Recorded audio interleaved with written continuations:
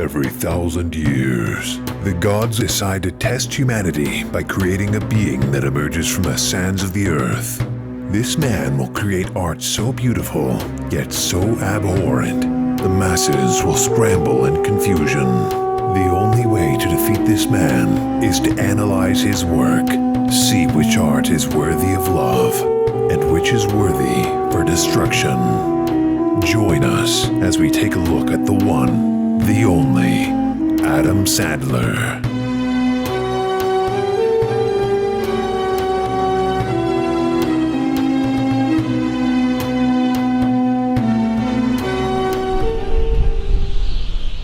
Welcome everybody to the newest episode of the Sandman Chronicles, the best Adam Sandler podcast on YouTube or the internet in general. Today I'm joined once again by my co-host, Allie. And today we're joined by a very special guest. It's our good buddy Joseph. Why don't you say hello to everybody, Joseph? What's up? How are you guys doing? They can't respond back to you. You don't know that. All right, cool. Joseph, why don't you explain your relationship with Adam Sandler? Do you have any fondness for him? Are you a newbie? What's your experience been? It's purely sexual in nature. I'll say that. No, I love Adam Sandler. Well, I don't know. I mean, I definitely grew up with like Billy Madison and Happy Gilmore and stuff. But like I feel like he's kind of like Nick Cage in that he's kind of been reappraised as like almost like, is he a good actor? Is he not a good actor? So like I don't really care. If he's in a movie, I probably won't watch it unless the movie itself looks interesting for other reasons. So he's kind of, I don't know, it's a very like he's a very mixed bag when it comes to, his filmography is so weird and all over the place, but there are definitely some gems, uncut ones you could say, in there. So whoa. Yeah. So you mentioned that you grew up with Billy Madison. Is that correct? That is the film we're discussing, by the way, today, is Billy Madison. Oh, it is? Perfect. Okay, cool. Yeah, this is his first big, this was his breakthrough movie right out of SNL. He got a lot of his SNL buddies on, and yeah, this is the big one. Had any of y'all seen this before? Joseph, you mentioned that you grew up with it. Allie, have you seen this before? This was my first time watching it. Oh, man, I can't wait to hear your thoughts then. But yeah, kind of like what Joseph said, these were the Adam Sandler movies I watched like the most as a kid. It was Billy Madison and Happy Gilmore. And, we'll get to Happy Gilmore soon. But Billy Madison, unlike Happy Gilmore, I have not seen since I was a little kid. I used to watch it every single time it came on like TV or Showtime or whatever. But I have not seen it since I was probably like 14, 15. So this was a very unique experience for me. And I wanted to kind of get this out now because, well, for starters, I just thought this would be a nice little fun back to school episode since, Adam Sandler has to go back to school. But I didn't expect this to be a Norm MacDonald tribute. I was really upset by that. One of his only kind of cameo roles. It's a real shame. He's in a few Adam Sandler movies we have coming up. Well, of course. But I think out of all of them, this is the one where he has a most prominent role, I guess. Mm-hmm. The only other one I can think is like The Animal, but that's a Rob Schneider movie, and we're not covering that. Mm-hmm. Well, I don't think we're ever going to make a Rob Schneider podcast, but, we'll see. So I'm more curious to hear what Allie thinks of it, because she has never seen it before. So what are your overall thoughts? I actually really enjoyed it. Yay! Yeah, I really liked it. It was very wacky. Mm-hmm. A lot of twists and turns. And I think so far, what episode is this? This is episode 4. I think this one's the most watchable and the most movie-like. Because the other ones didn't really feel like movies. I mean, I think Airheads kind of did. What other movies have you guys watched so far? We've seen Going Overboard, which, and then we watched To Be Halloween and Airheads, and now this. Now we're in like the meat and potatoes of Adam Sandler. Well, I guess Halloween wasn't. I liked that one too. But Yeah. as far as his early career goes, I think this is the first one that actually feels like a movie. Yeah, it definitely has a better direction than the other ones Mhm. we've seen so far. It's by Tamra Davis, who also did Half Baked, so she knows her way around the director's chair or whatever. Because I was gonna say, since I haven't watched this, I liked this quite a bit. Still, I thought it was a really good time. I was always entertained. I saw it with my little cousin just because I was curious what like a newer generation would think of this movie, and he also really liked it. I'll say not all of it is great. There are some parts I found kind Mhm. of obnoxious because that's just kind of the tone that it goes for. But I mean, it's still really fun, and I had a blast. It's peak 90s stupid as far as like this kind of comedy and like the mid 90s goes. I think this is like definitely at the top for me. It's weird. It's hard for me to know if I'm laughing with it or at it, but either way, it makes me laugh, so I don't really care. Yeah, I had that Um, exact same train of thought Yeah. watching it. yeah. Either way, you're entertained, so doesn't matter. Yeah. From what I remember, it's pretty brisk, right? It's like an hour and a half. Hmm. Yeah, it Like, goes by I mean, really that's most quickly. comedies, but no, I think this movie's really funny. Yeah, It's just funny watching like Adam Sandler interact with children. I think that's really enjoyable, and you don't really get that. No, that's not true. You do get that in other movies, but he's hurting children in this one. I think Yeah. yeah. that's the key takeaway. Yeah. Well, something I thought was really kind of weird on this rewatch was like the kind of the tone and like because I mean I guess if no one knows what this movie's about, so Billy Madison is kind of a dumbass. He has the literal mind of a child, but is also somehow not autistic, even though he makes up his own language. But that's just an Adam Sandler thing. He's the son of a rich heir. He's going to inherit the company, but his dad says no, you can't, because you're stupid. And so he has to prove to his dad that he can actually graduate school because his dad actually paid for him to get good grades. He paid all the teachers. So he's like, I'm going to go back to school and I'm going to do kindergarten through 12th in like a year, and I'm going to prove it to you. 6 months. He does each grade 2 weeks. That's right. Yes, that's correct. It has like this is like the plot of like a kids movie. You Hmm. Yeah. know? Like this is like something that would be like either like Jack Black, or I was even thinking because it's the 90s, this would be the plot of like an Ernest movie.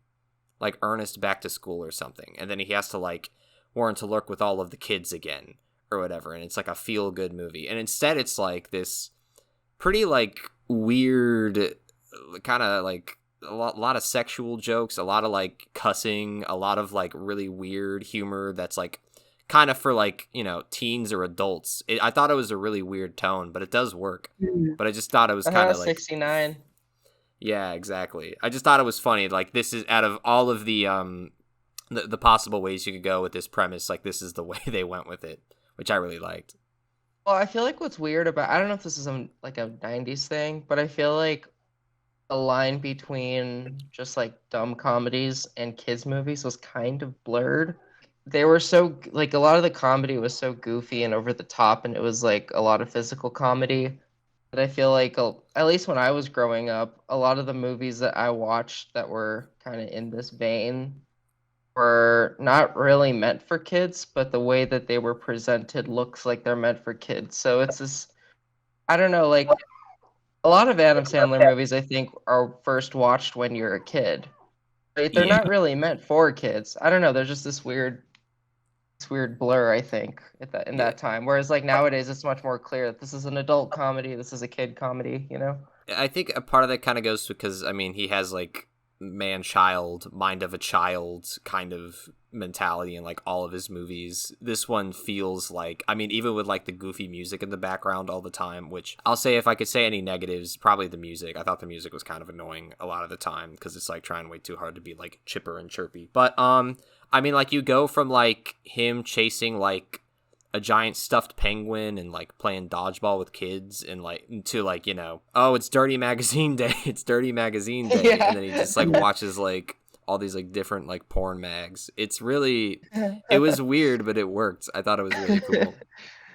Yeah. I think it could be a family movie if you are a parent who just doesn't really care, you know? doesn't really care if your kid watches something that's kind of inappropriate. Maybe it was more acceptable in the 90s.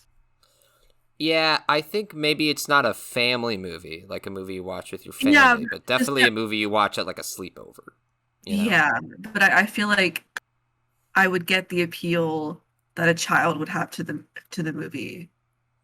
Oh, definitely. Yeah. I mean, I loved this movie when I was a kid. It's Well, about my question kids. is, do you guys know like who the demographic is? Like, who is the main demographic for this movie? Because I guess it would be like teenagers, Yeah, but I would say like like, old, like teenagers, tweens, people who are kind of on the crisp of like, the PG-13 or whatever, maybe like 20 yeah, something stoners. Yeah, Um, and I also feel like maybe just fans of SNL, yeah, people who, I mean, because Adam Sandler was, I think, pretty big on SNL at the time. He was kind of one of the more of the standouts. as was Norm MacDonald. Yes, yes, he was. Yeah, Norm, I remember him having kind of a bigger part in the movie, but I guess he really doesn't. He's just one of the side friends. Hmm. I kind of like how Billy Madison kind of has like the arc of like he learns to grow up, but like his friends pretty much just stay the same the Yeah. entire movie. Like nothing really happens with them. But another thing I really liked about it is it feels like a movie that was like, okay, we're gonna throw everything in that we want because this could be like the only movie that we ever make. So they just kind of threw everything in the kitchen sink, and it's got like just a bunch of wacky stuff. It just feels like stuff like, oh, I want to see this in a movie, you know? Yeah, it is very wacky. That's how I felt. There Yeah. are a lot of things just thrown in that come out of nowhere. A lot of things are thrown in and you don't really know what to make of it, but then the movie just continues. It doesn't give you a lot of time to really sit and ruminate on it. Yeah, it kind of there are scenes that kind of the fine line between like surrealism and goofy was starting to like mix a little bit, especially with like stuff like the opera scene. And Allie, you may hate this. It reminded me of what they were trying to do in Going Overboard. Like with kind of like the wacky, like look at all of these quirky things that are happening right now. But I guess they either weren't experienced enough, bad first try, or just a bad director at the helm. But this one, it works to a T. And also, like, I appreciate how, like, the tone of the jokes is constantly changing because you'll have, like, this dumb slapstick. And, like, it'll start with, like, a clown falls down. Oh, ho, ha, ha, ha, look at the clown fall down. And then it just, like, cuts to him and he's, like, bleeding out the mouth, like, Yeah. on the ground dying. It's pretty, it's stuff like that where it just, or like even at the end where the bad guy is just like this stereotypical like guy in suit wants the company or whatever, and then at the end of the movie he just pulls out a gun and is like planning on killing everybody because he's Mhm. mad. It's so good. I think my favorite part was the running gag of the O'Doyles, Yes, that was that was great. which at one point Adam Sandler is on the bus and or Billy Madison's on the bus and he throws a banana peel out of the window. Hmm. And throughout the movie they keep cutting to this banana peel. They keep showing people drive by it and you can see it like rotting, you know. Then towards the end of the movie, the O'Doyle family is in a car and driving down the road and they hit the banana peel, like they lose control of their car and they all go off of a cliff and I guess die. Yes. It's so fun. It's so, and it has nothing to do with anything. Yes, and then it cuts to them in an auditorium towards the end of the movie playing Jeopardy and it's a whole crowd clapping and it just Hmm. just continues and they don't address it again. Yeah, it's so great. It like, and this is what I mean, like we're just gonna throw everything in and like we don't care. Like they have an entire, like children too, like they have an Mhm. entire like family of bullies just die as they drive off a cliff. It's just so bizarre and I love it, and the whole movie is kind of like that. well, I think comedy at this time was like very mean spirited. Like I remember, or yeah, I feel like a lot of like '90s comedies have a very like mean sense of humor. They got attitude, bro. I want to kind of point out a lot of the classic Sandlerisms and Sandler tropes kind of begin in this Let's do it. movie. The entire first like 10 minutes is just nonsense talk of like and he does a little thing with his fingers. Classic. You've got product placement everywhere. Classic. You've got him getting a girl that, number one, is way too out of his league. Mhm. And in this movie, it makes absolutely no sense why she gets with him. Like, I It really don't doesn't. understand at all. Because, I mean, they kind of... There's like... Because it's weird, because it's kind of like the thing in Hubie Halloween, where we were kind of like, this guy's a little, like, emotionally stunted, and then you got this, like, 40, 50-year-old woman who has the hots for him for, like, no reason. It's kind of I the have a theory same, about but it's... that. What is the theory? Okay, so I think that the woman in this movie is kind of a pedophile, but and so she's attracted to his childlike brain, and she can actually get with him because he's an adult. Huh. There is a movie he made called That's My Boy, where the plot of the movie is Adam Sandler as a little kid sleeps with his teacher. Maybe that's Adam Sandler's thing then. Maybe that's his kink. Maybe he likes women that are in power that are older than him. No, he wants to be a little boy, but he wants to sleep with an adult woman. That's his specific thing that he's into. Are you calling Adam Sandler a pedophile? No, No, I'm he's saying a reverse pedophile. Adam Sandler wants someone older than him, someone to take care of him, like a mommy figure. Because it kind of goes with the man-child persona. To be fair, I think in the movie it would be impossible to find a woman more immature than him. Yeah, that's true. Well, the guy, what about I like that one scene to show that he matures. Instead of choosing the little kid's hot mom who sprays boogers all over her chest with the thing, he instead goes to the teacher to show like his growth as a person. I thought that was very good.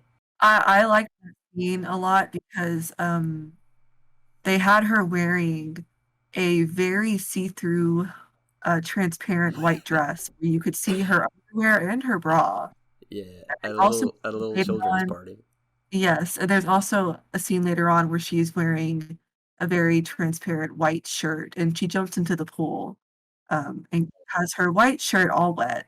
So I thought that was interesting. Would you believe it if I told you that actress was a Miss America model who Oh yeah, won Miss USA for some year? yeah. Also, to add to my weird theory, which is still kind of relevant, I think it's weird, like that scene where she is like, if you learn, I remember the scene where she's like, if you learn this, like every time you get a question right, I'll take an item of clothing off. And I don't know, I always found that to be like very like, I almost felt like maybe I just have a like weird perverted mind, but it feels like a weird like, not role play, but like if she's the teacher, it's like instead of giving him like a golden star or a candy or something like you would with a child, she's like giving him like sexual favors. I don't know. Well, she's not his teacher at that point, is to make it that a little fair. And that kind of felt more like something like maybe like college people would do or high school people would do, Yeah, like, I'm hey, just I'll probably help you making study it by weird. stripping. But Yeah, get out of is here. that Stop trying to wait, cancel thing? #cancel Adam Sandler, okay? Leave him alone. He's a No, good man. His friend just he is a died. good man. Yeah, I okay, give him fair. a break. I'm not trying to Yeah, cancel him. I'm just trying to point out any like weird psychosexual things that might be in this movie, because why not? yeah. I also like how the teacher starts liking Adam Sandler after he like grabs her boob hmm on the bus. I thought that was a little weird. I think it actually started whenever he pretended to pee his pants, and she thought that Yeah. was really hot, I guess. Because he was helping out the little kid, the nerdy kid who peed his pants, and all the cool kids pee their pants. I don't think that an actual teacher would appreciate a grown man telling her students that peeing your pants is cool. Well, it's because Adam Sandler is hot, I guess. If he was Yeah, ugly. I love that. Like, I'm not saying Adam Sandler's not attractive when he's young, Mm-hmm. um, But I do think that it's funny that they try to make it like he's really, really hot. Like the maid is really into him the whole movie. Yeah, could you tell that the script was written by Adam Sandler? Yeah. Yeah. Also, another personal character arc growth moment for Adam Sandler is, he finds it funny when he grabs the boob of the girl or whatever, and he's like, ha ha ha ha ha. But then as soon as Chris Farley, bus driver, looks up her skirt while she's getting on the bus, he has a look of disgust on his face. It's no longer funny to him because now he respects her as a woman. And I thought that was very good. Also, I think Chris Farley may be one of the best parts of the movie. Oh, yeah. And Are you I accusing this movie of having character development? Yeah, I'm sorry. That was a serious allegation. I apologize to I Adam mean, Sandler. Billy Madison has to have character development. He does, yeah. That's the whole point. He does have character development. And I think that another Adam Sandlerism that you missed is that this is the beginning of Adam Sandler's love interest having a double V name, Veronica Vaughn. That's right. Yes, that is correct. Because then you also have, I think, Vicky Valentine. I didn't realize it started so early. Yeah, this was right out of the gate. What is the psychological reasoning behind it? I'll never know. But he loves him. He loves older women, and he loves the double V's. Maybe this was a teacher he had or something. I don't know. Also another classic Sandlerism. He shows off his mad basketball skills in the movie. Yes. Against those stupid kids. Oh, and isn't this the movie, if I'm remembering correctly, where during the dodgeball scene, he actually pelted the kids with dodgeballs? Oh, yeah. He actually hit them. Mm-hmm. That was pretty awesome. The parents of the children were actually upset because he was hitting them full force, and it's really funny watching it, knowing that. It's so great, yeah. I bet those kids probably had fun. Imagine, I love the idea that there's kids out there or adults out there now that have stories about being on an Adam Sandler movie and Adam Sandler pelting them with dodgeballs until they cried. I saw the Roger Ebert and Gene Siskel review of Billy Madison. And I'm sure they loved it. Oh yeah, they were horrified by the dodgeball scene. They were like, "This is really? one of the dumbest, most disgusting things I've seen in a theater all year," or whatever. Like they even showed a clip, and it's just horrible, just tragic. And they said Dumb and Dumber seems like a Citizen Kane now, which I guess they also really hated Dumb and Dumber. They had terrible taste in comedies. I'm just gonna be honest. Especially Gene Siskel. Well, Gene Siskel always had a gigantic stick up his ass. Gene Siskel was a dick. Yeah, he just looks like a dick too. I know that's I don't know. He always presents himself in a very pretentious manner.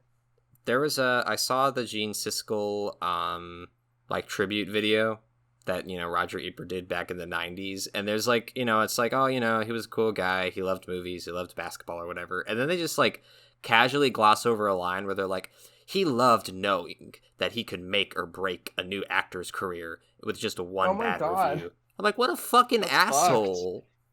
Yeah. What a fucking shitty power trip this guy has for just fucking I like this movie. Suck a dick, dude. Have you ever seen the Roger Ebert documentary? Oh, Life Itself? No, I haven't. Yeah. It's really good. It's it kind of talks about their relationship, and it was very tumultuous because Gene Siskel thought that he was way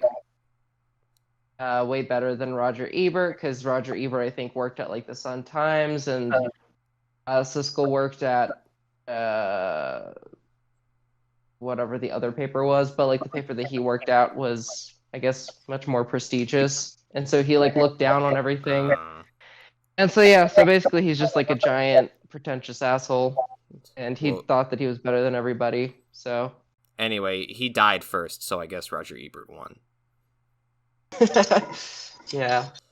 But anyway, back to Billy. I like Roger Ebert, but yeah, Roger Ebert seems cool. Or seems cool or whatever.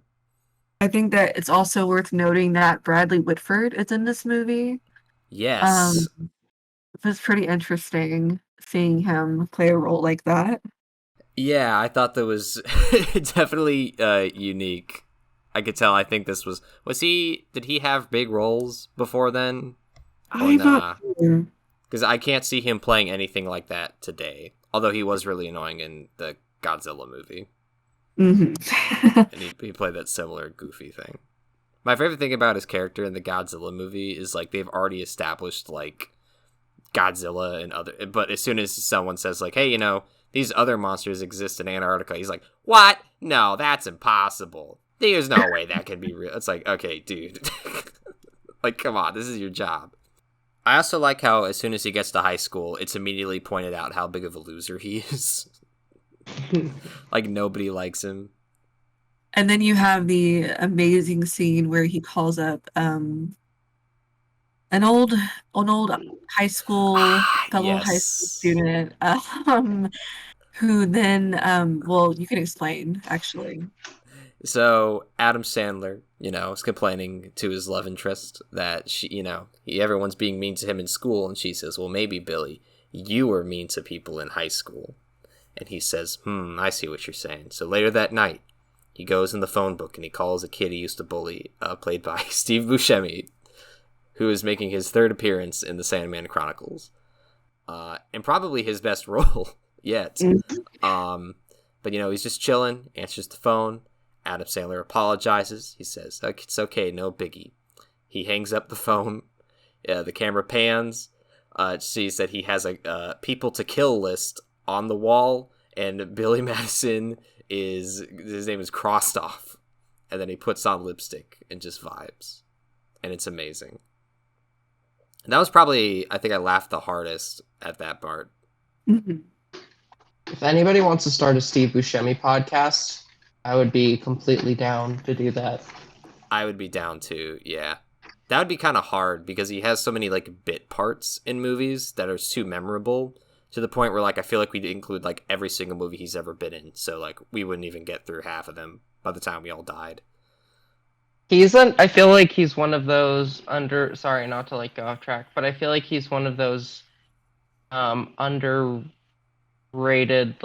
he's kind of an icon in all the things. Like he should be an icon considering He all the things that is. he's in, but he's always in the background, so nobody thinks of him in the same way that they think of, I don't know, Adam Sandler.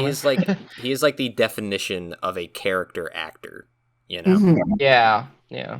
But he does it really well. I also thought it was really interesting. Adam Sandler, Norm MacDonald, and Mark Beltzman, they were like the friend group in the movie. And they all looked like they were wildly different ages to me. I don't know if that was just me, Yes.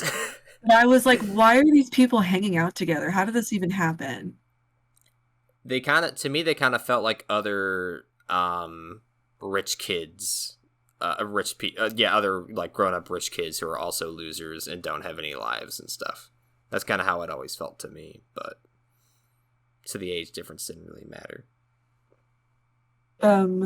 Yeah, and I also want to say we're not really going in order. We're not really doing this from the beginning to the end, but in the beginning of the movie, it opens up with Adam Sandler putting lotion on his chest, singing a song about it. Then you have Norm MacDonald and the other guy. I'm not very familiar with him, but I kept thinking he was Artie Lang, but that apparently is not him. yeah, that's I think Mark Beltzman. Has he been in anything? Um, the Wedding Singer. Oh my Um, goodness. Brooklyn Nine-Nine. I don't know, a few things, I Uh, guess. all right, cool. So not a ton, but he does well in this movie. I mean, he has a lot of credits, but I'm not like familiar with a lot of this stuff. Right. Then he goes and gets his nudie magazines, um, and chases around a penguin, a imaginary penguin that he's hallucinating because he has been in the sun too long. But I feel like at this point in the movie, for the first like 20 minutes, I was a little confused by him because I really did feel like Adam Sandler's character needed like round the clock care.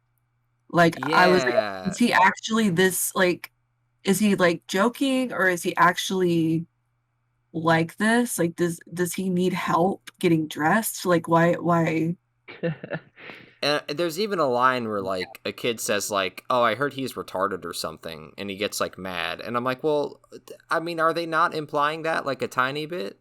Like, Yeah. why even address that then?" Yeah, It and just feels. Sorry, go ahead. yeah, and there's a few scenes where he's like that in the beginning, and he'll just speak gibberish, and he just is really like, "What's wrong with this guy?" And then they switch. I don't remember what the exact scene, but they switched to another scene at one point, and he's talking completely normally, and it's like the weirdest thing because it's like, oh, okay, I guess he does have the capability to not be. I don't even know what the word would be, but Independent. independent. Yes. Yeah, it's they kind of go back and forth on that throughout the movie because all it does is take one little bad thing to happen for him to completely revert back to his old ways, like hard stop, Mhm. and even again talk in the stupid silly voice. But we should point out that in his elementary school days, he had a teacher or the principal, whose name was Mr. Anderson. That's a Matrix joke. Ha ha ha. And he had, I don't think like doesn't like Billy, but he clearly is kind of like the dopey guy. He goes to all the birthday parties, and Bradley Whitford's character finds out that he used to be a Mexican luchador back in the day who murdered someone in the ring, and he will blackmail him and say, "I will release all this information if you admit that Adam Sandler paid you to get all of his good grades." Well, if you lie about Adam Sandler paying Yeah, you. if you lie about it. I shouldn't have said admits. But that's all it takes for Adam Sandler to completely just lose his mind. Did you say that Principal Anderson didn't like Billy? I know I was thinking about like the note passing scene, but I don't think that was Billy's note. I think that was just a note in class. No, because Principal Anderson really liked Billy. Yeah, that's right. He had a Really big liked old Billy. crush on him. That's correct. It's funny because gay. See, it's okay when Adam Sandler's teacher does it, but not when the big fat principal does it. Yeah, or Chris Farley. Yeah, or Chris Farley. Well, did Chris Farley have a crush on him? No, he had a crush on Miss Oh, Vaughn. that's right. That's right. Yeah, he lies about having sex with her. I love that scene where he's just driving the kids and he's not really saying anything, but like his face just turns into a tomato because that's how mad he is. That's like that's like that's like he should be up there with like one of the great like comedic actors because that's insane that he can just do that like on command. Like that's amazing. Yeah, no, so I guess let's kind of just discuss the ending a little bit. Because of the cheating scandal that ended up not happening, they have to do the academic decathlon, or else, bad guy will get the company in the end. Mhm. And I like how in that like little montage or whatever, he, like they're doing chemistry, and then like, he pulls the guy pulls like this whatever crystal out of the pot, and then Adam Sandler pulls a boot out, and then everyone's like, "Oh my god, wow, I can't believe you made that." And then the camera pans, and he just took his boot off, and he just put it in the pot. So he cheated. After all that fucking big scene about like how he wasn't a Yeah. cheater and people needed to believe it, he ended up fucking cheating in the end. I was like, what the heck?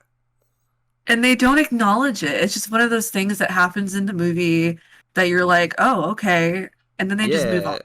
Yeah, exactly. Piss movie. Shit movie. I can see why Roger Ebert gave it 1 star. I don't know if he did, but he probably did. I gave it a thumbs down. Even as a kid, I always thought that was really hypocritical, but whatever.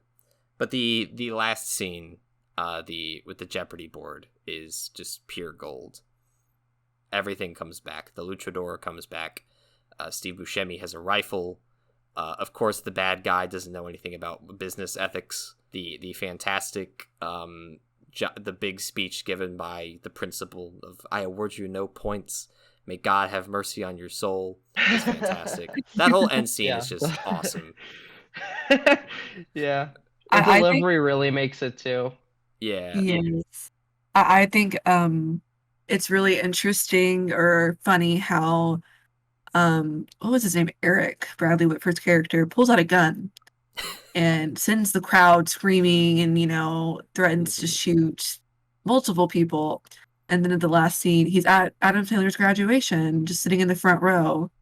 No, like, repercussions. He's not in jail, nothing. I didn't even realize that. That's pretty Yeah. weird. Maybe they just didn't notice. They filmed the scene out of order, or maybe they rewrote some things. It's like, I guess he's there, whatever. I didn't notice that. That's funny. Yeah.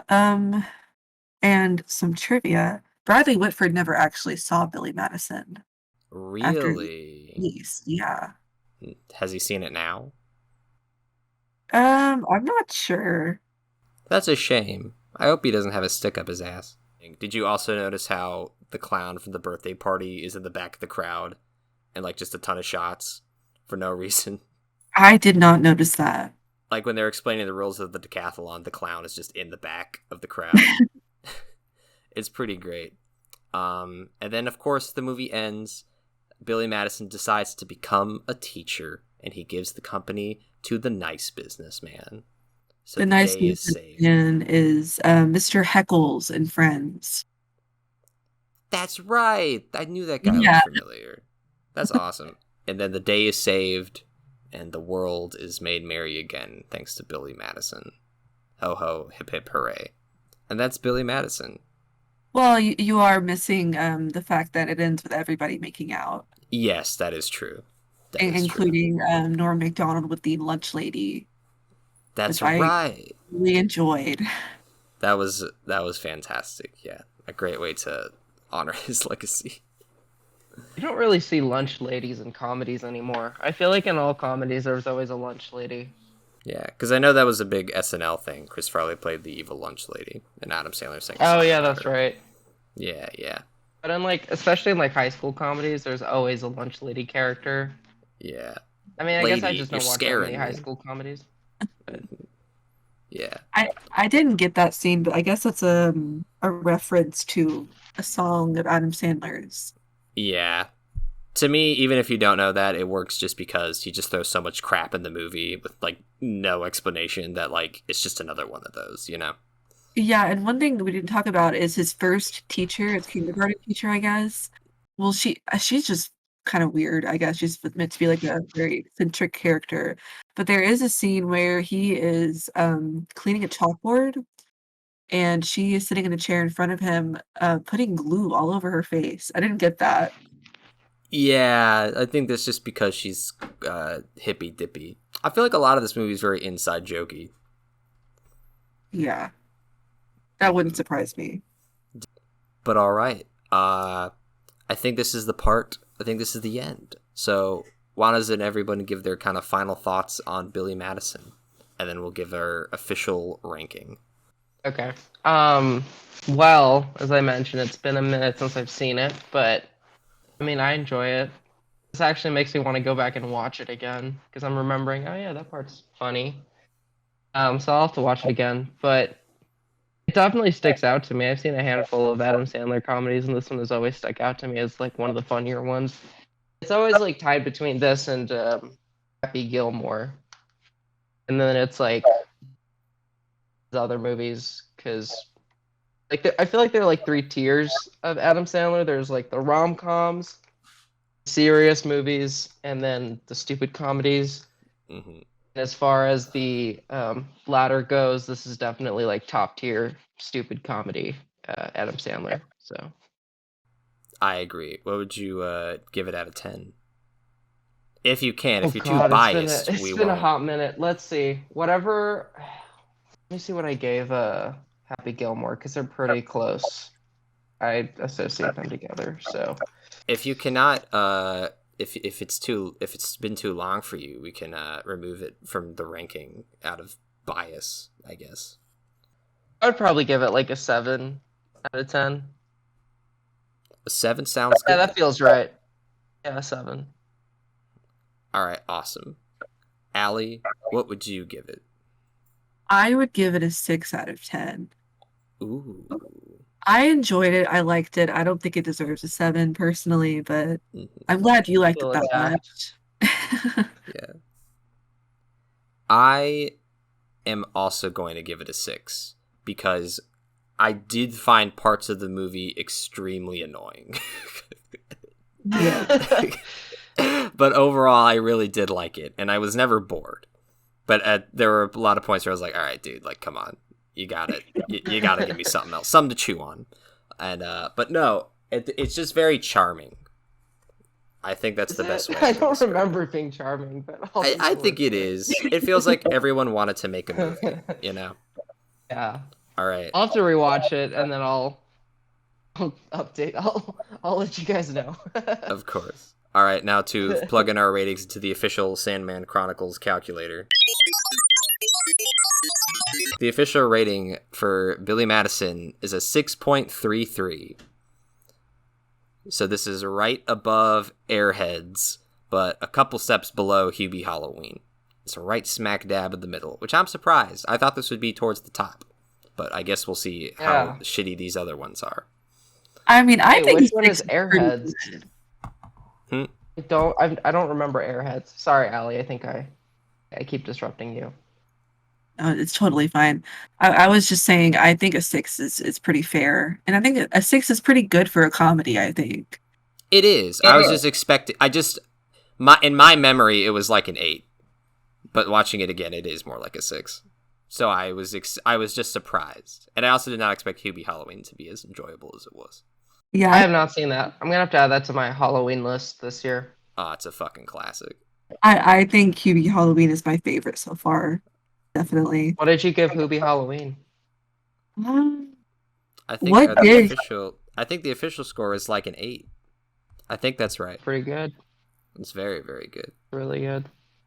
Okay. Well, thank you so much for joining us on this episode of the Sandman Chronicles. I'm glad we could take y'all back to school. And then the next film that we will be talking about, if I'm correct, I believe is Happy Gilmore, which is my personal favorite of the comedies, and I cannot wait to talk about it officially and give it the official ranking. So, adios, everyone. Stay safe. Wait. Before we go, one of us or all of us have to do our impression of the Back to School song. Oh, of course. All right, everybody. 3, 2, 1. Back to school. To show to dad I'm not a fool. I've got my boots. Wait, I've got my lunch packed up. My boots tied tight. I hope I don't get in a fight. I didn't hear Allie do one bit of that, and I'm disappointed. I don't know how y'all remembered that. That actually gets stuck in my head every single time. You remember the lyrics? It does. I don't remember that at all. I've seen it so many times. Adios, everyone. Stay safe in school, and R.I.P. Norm MacDonald. You were a true icon and one of the greats. Adios, everybody.